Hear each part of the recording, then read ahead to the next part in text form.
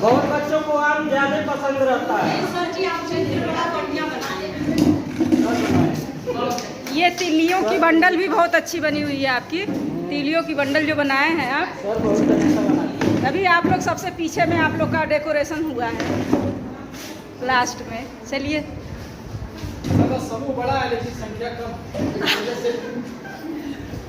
बनाने में समय लगेगा।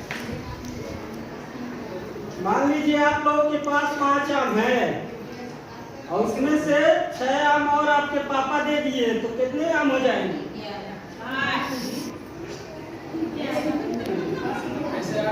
6।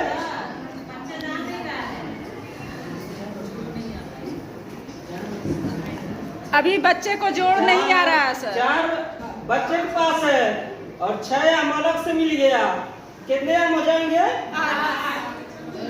6। गलत हो गया। 6 और 4 मिलकर के 10 होता है। ठीक,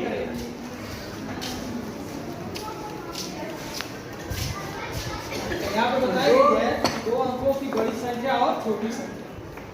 ठीक है, तो जो कहा जाता है कि 2 अंकों की सबसे छोटी संख्या होती है वो होती है 10, क्योंकि 2 अंक की जो है संख्या यहीं से शुरुआत होती है। ठीक है, 2 अंकों की संख्या यहीं से शुरुआत होती है और इसीलिए ये सबसे छोटी संख्या होती है और ये लास्ट तक जाते जाते 99 तक पहुँचती है। 99 की जो संख्या है वो सबसे बड़ी संख्या होती है। यहाँ पे चित्र के माध्यम से बताया गया है कितने आम है ये, अगर काउंट करते कितने हैं? 10 आम है। इसका मतलब ये छोटी सी छोटी संख्या होगी। और यहाँ पे देखेंगे आप तीलियों के बंडल के माध्यम से बताया गया है, एक बंडल में 10 तीली होती है। यहाँ पे देखेंगे कि यहाँ पे ये 5 ऊपर है और 4 नीचे, इस तरह से 90 हो गए और यहाँ पे एक एक तीलियां, इसको पूरा मिला देते हैं तो ये 99 हो जाता है।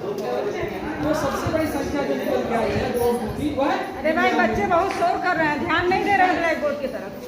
इस तरह से कुछ अंक यहाँ पे दर्शाए गए हैं, छोटे बड़े देखा जाए तो इसमें सबसे छोटा अंक कौन सा है? ऐसे, और सबसे बड़ा अंक, ठीक है। एक बंडल में 10 तिल्ली होती ही है, आपने कहा एक बंडल में 10 तिल्ली होती है कि बनाया गया बंडल हम बनाएंगे नहीं ना, होती है आप यही तो बताएंगे।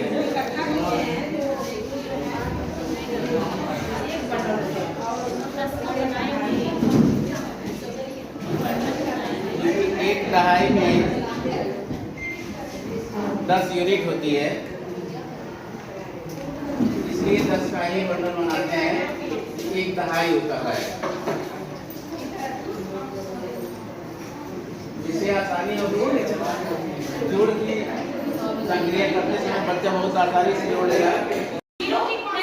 जब हम उसके पास कोई चीज देते हैं और उससे सारी चीज वापस ले लेते हैं, उसके पास क्या बचता है? वो हमेशा बोलेगा कुछ नहीं, एक भी नहीं। एक भी नहीं। और वो जो एक भी